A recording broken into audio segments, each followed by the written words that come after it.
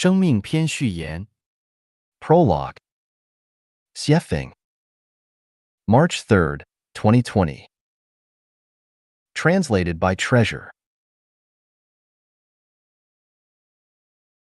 Life is a non-material structure with spirituality at its essence and whose manifestations are varied and ever-changing, from microbial bacteria to insects, from plants and animals to humans, from goblins, devils, monsters, and ghosts to gods, Buddhas, celestials, and saints, and from some mysterious cosmic objects to the ancestor of Buddha, the greatest creator.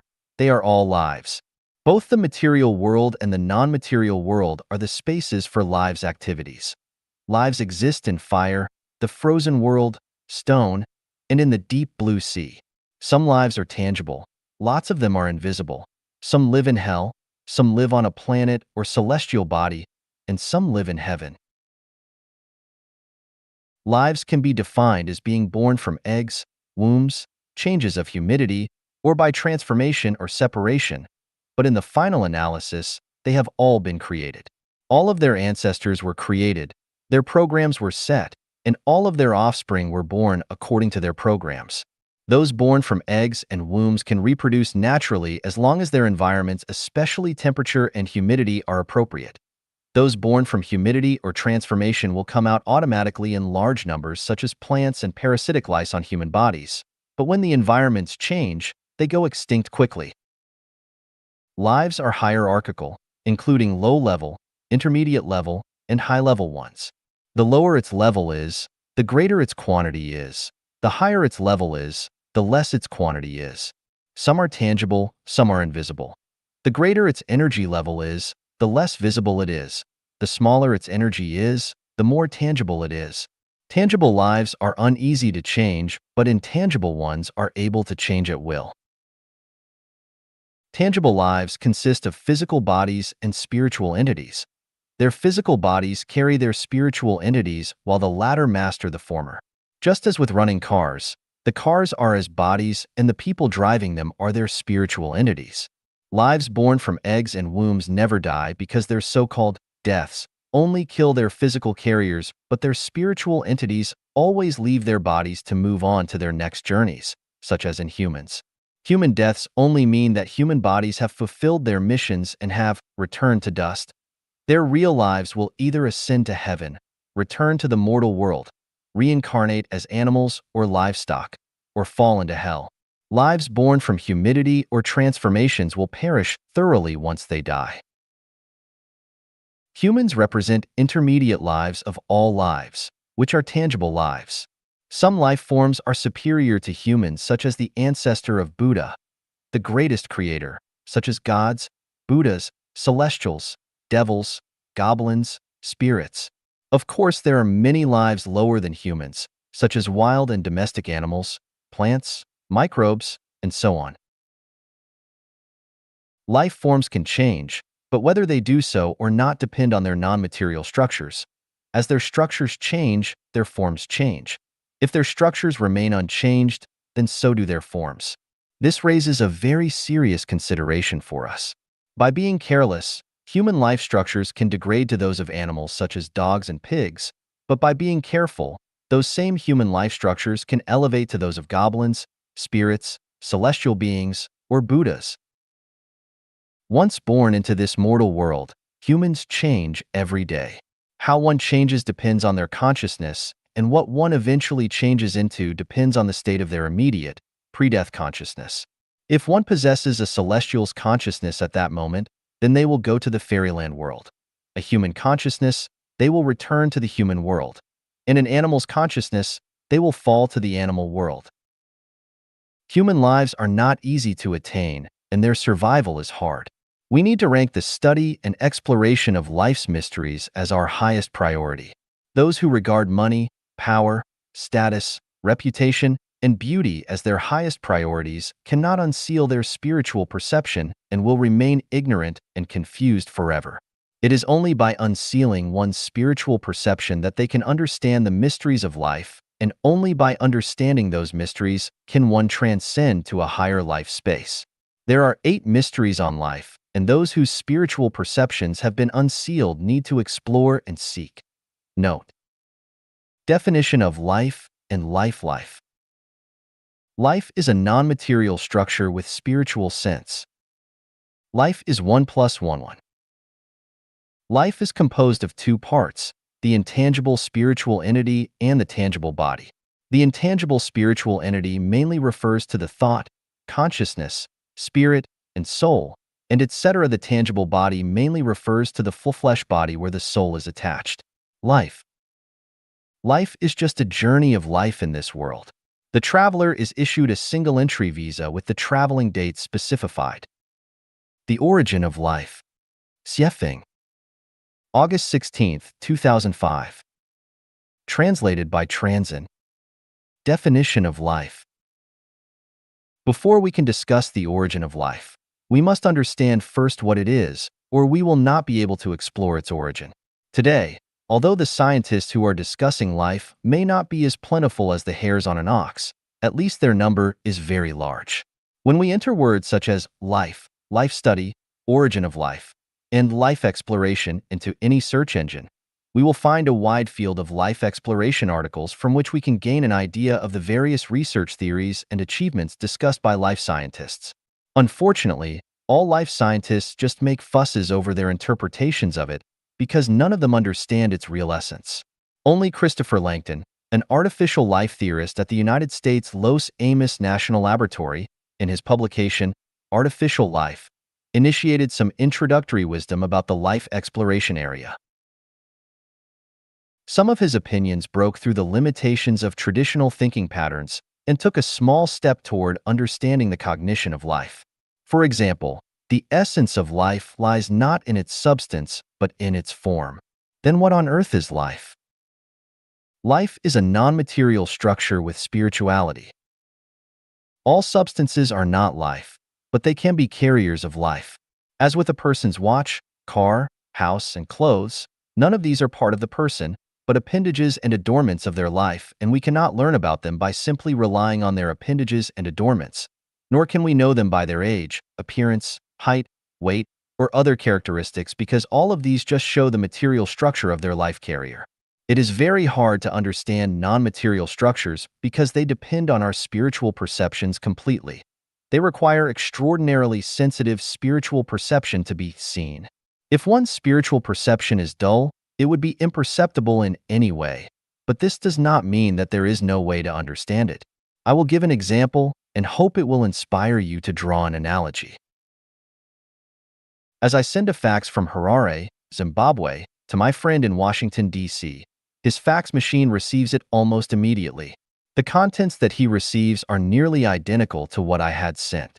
My handwriting, the shape of the characters, and the line spacing are unaltered by his fax machine.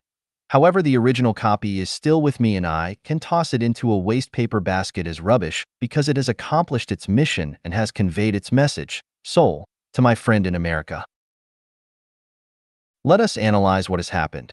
The origin copy never left my room, but my friend received the fax instantly, and only the paper and ink, the carrier of the information, has changed. How do you explain this?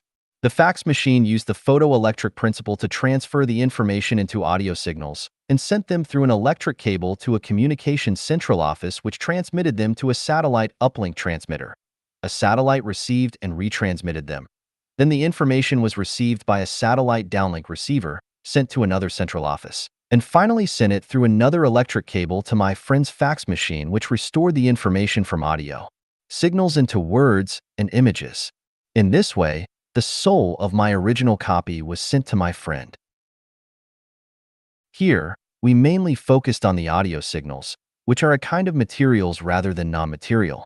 However, they have their own characteristic structures which differ from other audio signals, such as their frequency, wavelength.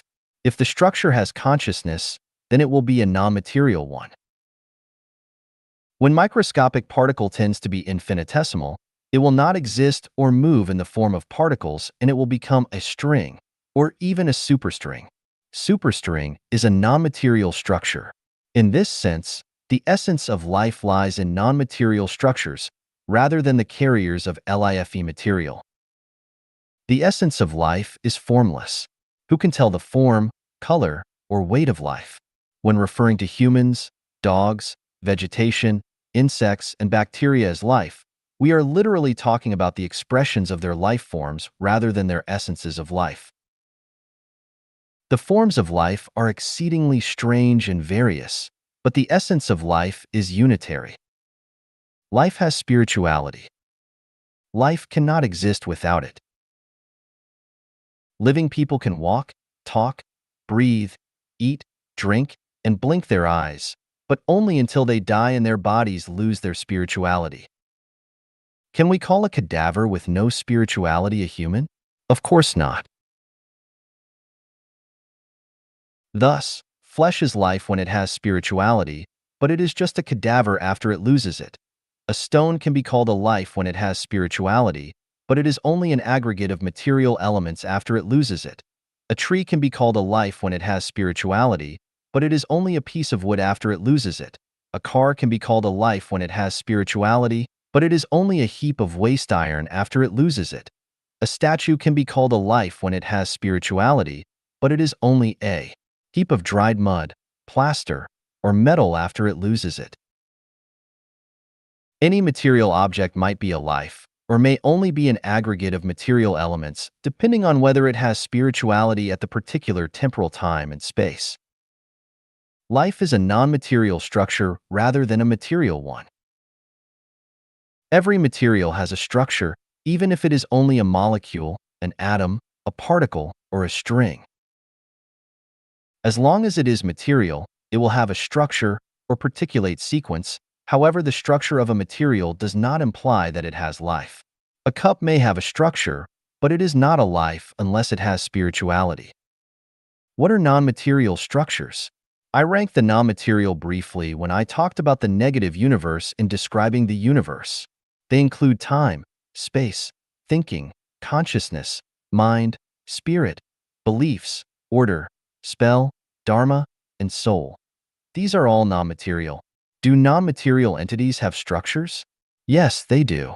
Spells used in witchcraft are structures. Prayers in Christianity and Islam are structures. Lections read by Buddhists from their hearts and mouths have structures. Everybody's thinking are structures.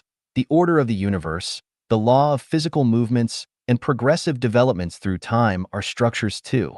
All non-material forms have their own given structures, but this does not mean that all non-materials are lives. Only when the non-material structure has spirituality is it a life. Is a vegetative person a life or not? No, they are not a life until the non-material structure with spirituality returns to their flesh. Is a person who is sleeping and dreaming a life or not? No, they are not a life until their consciousness returns to their flesh. It may be hard to accept this. Obviously, the people are still breathing. Their hearts are still beating. Their bodies are still warm. How can you say that they are not lives? Indeed, that is exactly what I am saying. If a car's engine is working with its headlights shining, maintaining a normal temperature, water circulating, and fuel burning, can we then say that the car is a life? If a pot of water is boiling on the stove with steam and with the possibility of scalding people, can we say that the pot of water is a life? We see people talk, run, eat, drink, and play in movies or on television. Are they lives? A great river is flowing, running, and crying. Is it a life? The moon moves around the Earth at full speed and moves the Earth's ocean tides. But is the moon a life? Everything in the universe may or may not be a life. Whether it is or not depends on whether it has non-material structure with spirituality at that moment.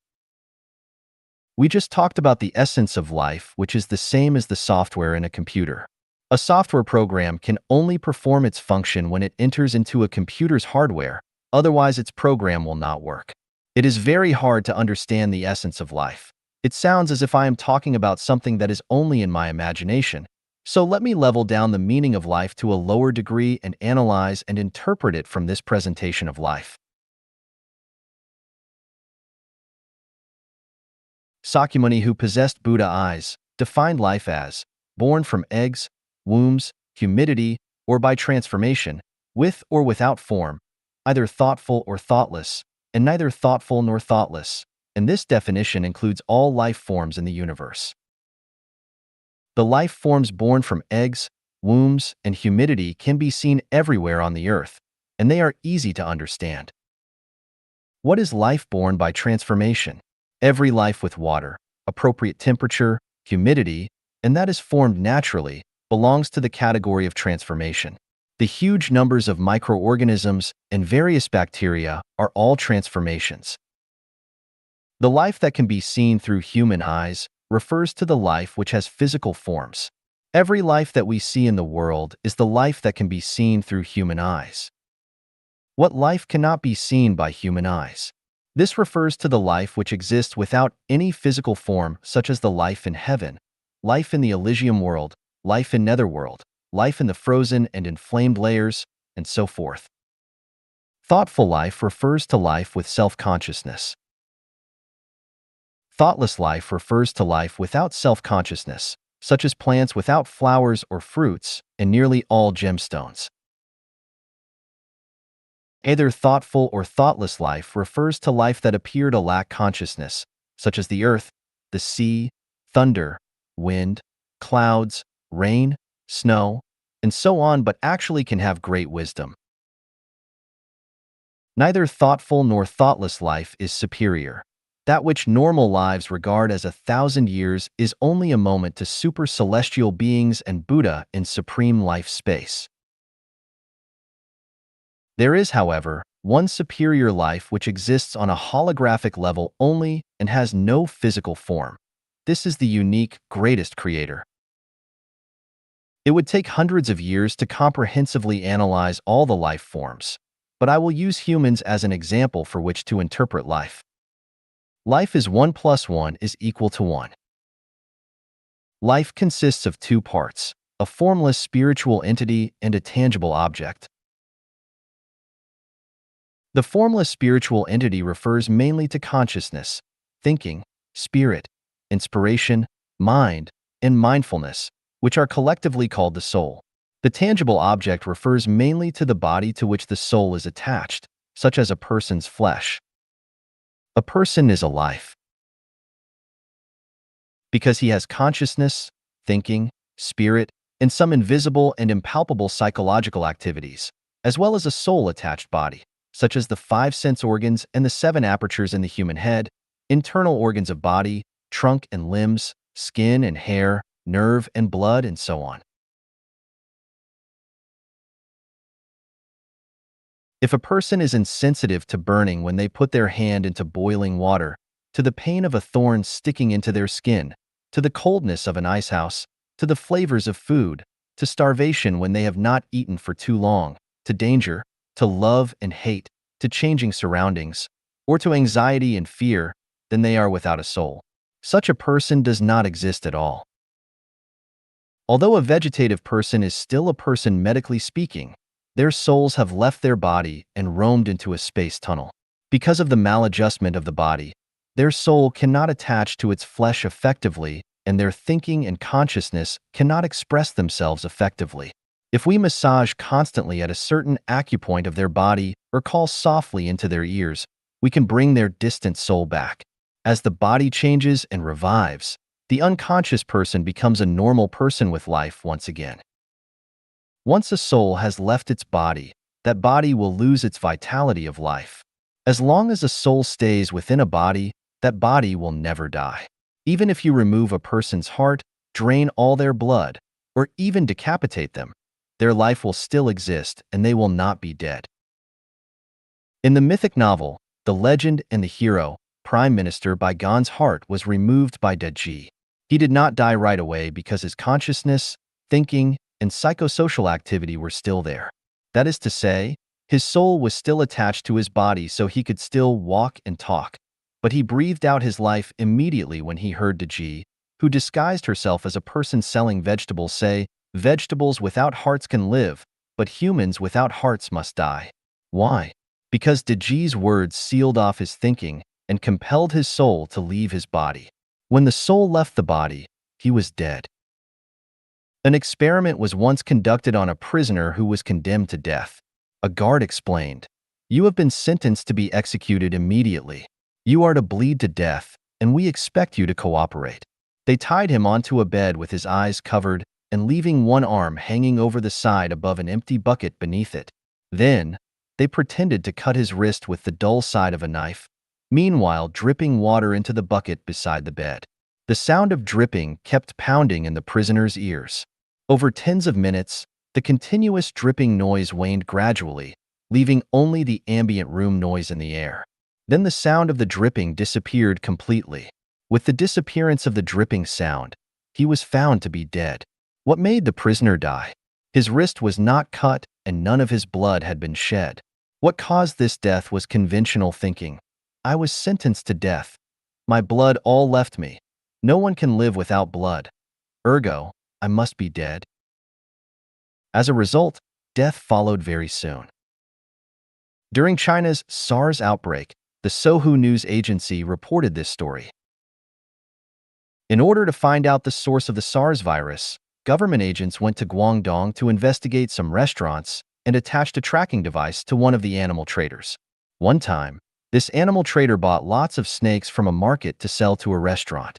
Because they were very familiar with each other, and the animal trader had nothing to do after his transaction was finished, he decided to help the cook to cut the snakes. As he was cleaning himself at the end, one of his fingers was caught by a snake's head. Although his life was not in danger after prompt medical attention, his finger that was bitten by the snake's head became disabled. We are not going to discuss the source of the SARS virus or the finger of the trader, but our concern is how the dead snake could take revenge and bite the finger of the trader after it had been dead for many hours. It could still take revenge after its body had stopped functioning because its consciousness and psychological activity still existed within its body. It had not died. This case proves that as long as a soul does not leave its body, even if its body is cut into pieces, its life will still be there. Buddhists consecrate tooth relic of the Buddha.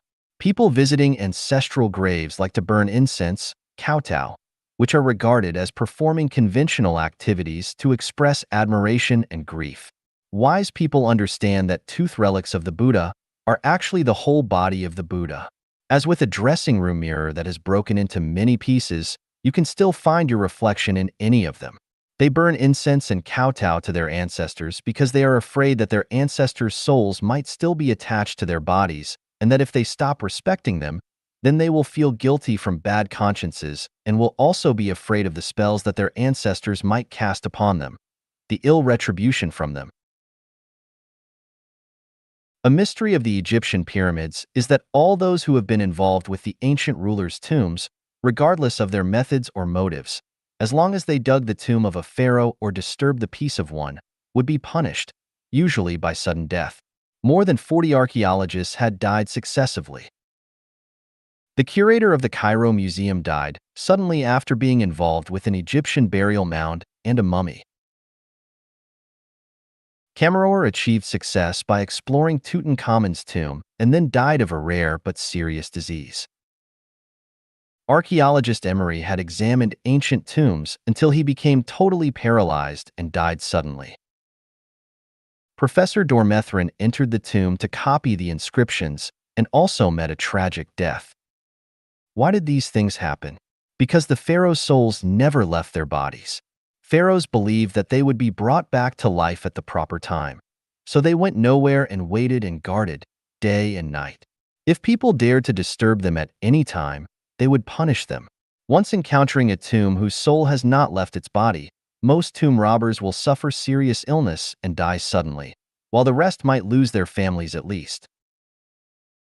Let us view some scenes in many movie stories. At the life and death fighting moment, although some people were killed obviously, they could struggle to fight at a crucial moment and killed their opponents and then died at the same moments. Why? The reason is the same as with the snake's head bite. Cancer, leukocythemia, AIDS, SARS, and other diseases kill people's thinking and consciousnesses first and then kill their bodies. People know that their likelihood of surviving from any of these incurable diseases is very slim once they contract them, so their consciousnesses collapse first. The collapse of their defense line will inevitably lead to overall weakness and a maladjustment of the body, which in turn further strengthens their acceptance of death, and only it awaits them in the end. Some wealthy people like to be examined regularly. They believe that if they diagnose a disease in its early stage while it is still curable, then they will be more able to survive it, but they do not appreciate the danger of this. If their examination report shows a healthy body, then everything is okay. Unfortunately, however, should an incurable disease be discovered, they could be digging their own grave. In fact, people's bodies have self-defenses with disease-fighting functions. Many diseases just come and go. They occur silently and disappear equally silently. Those who simply ignore them often go on with their lives without even knowing about them. But once they are discovered and taken seriously, they tangle their victims relentlessly till the end. There was a case at a Chinese hospital where two patients' examination reports were exchanged accidentally. Sadly, the one who was not too sick snuck into his doctor's office where the case reports were stored and found the wrong case report with his name on it. At the sight of his report, he felt dizzy and chilled instantly, struggled back to his ward, and totally collapsed because his examination report said terminal cancer. Meanwhile, the sister of the patient who actually did suffer from terminal cancer also snuck into the office to check her brother's condition. She was wild with joy when she saw that her brother's report said normal. She took it out happily and brought it to her brother. As soon as he read it, he could suddenly sit up and exclaimed, "These doctors are jerks. They only want my money. Let's go home." He held his sister's hand and left the hospital cheerfully like a healthy man without even checking out. The importance of consciousness, thinking, and psychological activities. Souls are fundamental. They prove that the deaths of living creatures means the death of their souls first of all. The deaths of their fleshes are caused by the deaths of their consciousness, thinking, and psychological activities, which represent exactly their souls. People who die out of shame, fear, or anger are actually killed by their own souls. A shameless person never dies from shame. A courageous one never dies from fear, and a tolerant and broad-minded individual never dies from anger. Seth said, "Physiological symptoms are communications from the inner self which indicate that we are making mental errors of one kind or another, and such is the case. When our consciousness, thinking, and psychological activities are functioning abnormally, our bodies become dysfunctional and maladjusted, which is the reason why so many people need to self-refine." Taoists are second to none when it comes to talking about good health and long life. One who seeks Tao can most easily cast off their worldly involvements and treat their life from a higher level. When their self-refinement makes their consciousness, thinking, and psychological activities realize that as long as there is a soul, there is a life, then they are able to become celestial beings. Buddhists' understanding of life is at a higher realm because they understand that although souls consist of consciousness, thinking, spirit, and psychological activities, there cannot be a life without a physical carrier body, but they can attach themselves to other objects to form other new lives. Souls can go to the Elysium world directly and enjoy the supreme pleasure of life when self-refinement reaches a profound level by ridding themselves of the constraints of normal thinking completely. By supreme self-refinement, I mean self-refinement of consciousness and thinking. The self-refinement which aims towards supernatural power is at a lower level. Eminent Buddhist monks never take supernatural power seriously. However, many things grow in gardens that were never sown. Jesus and Sakyamuni considered how to save all living creatures. Yet in the end, both of them obtained supreme supernatural power. In postscript, I have written, "Unbearable cold. Surpass the human world. Infinite day on Balakia Island. Scatter a handful of sand and thousands of trees will appear." The part that says, "scatter a handful of sand and thousands of trees will appear," is a supernatural power, a magical power, yet it is never easy to obtain it. Journey to the West, herein called Journey, is regarded as a nonsense mythological novel by ordinary people. In fact, it really is not. Author Wu Qingyin was an eminent Dharma monk who came from India to China and faced the wall for 9 years. In order to help people to understand Buddhist theory and Buddhist scriptures, and to relieve their souls from suffering, he promoted Dharma in the form of accessible stories by writing fictional accounts based upon profound Buddhist theory. Ordinary people may regard Journey as mythological, but with Dharma eyes, it becomes very real. I used journey as an example of how, when you refine yourself to higher levels, you will understand the many meanings of life and the enormous functions of the mind to life. The whole story of Journey was to enlighten its readers, connoisseurs know knowledge, lay people like jollification. Sakya picked a flower and Kassapa smiled. Only by reaching a level of telepathy can you resonate with each other spiritually and smile. The Monkey King in Journey traveled thousands of miles to pursue Tao. In the end, he arrived at Crescent Moon and Three Stars Cave in Jambudvipa, the Celestial Islands continent, sought Bodhi Patriarch as his master, and finally received the secret of longevity, learned the supernatural power of 72 different forms, and of mounting the clouds and riding the mist. The whole process is enlightenment to humans. It teaches us that if we want to sublimate the meaning of life, then we must cast off all our worldly ties. The birth of Monkey King from rocks tells us that it is only by disassociating from our families and affections in our conscious thinking and psychological activity, and by ridding of all our constraints that we can gain the chance to advance to the supreme life space.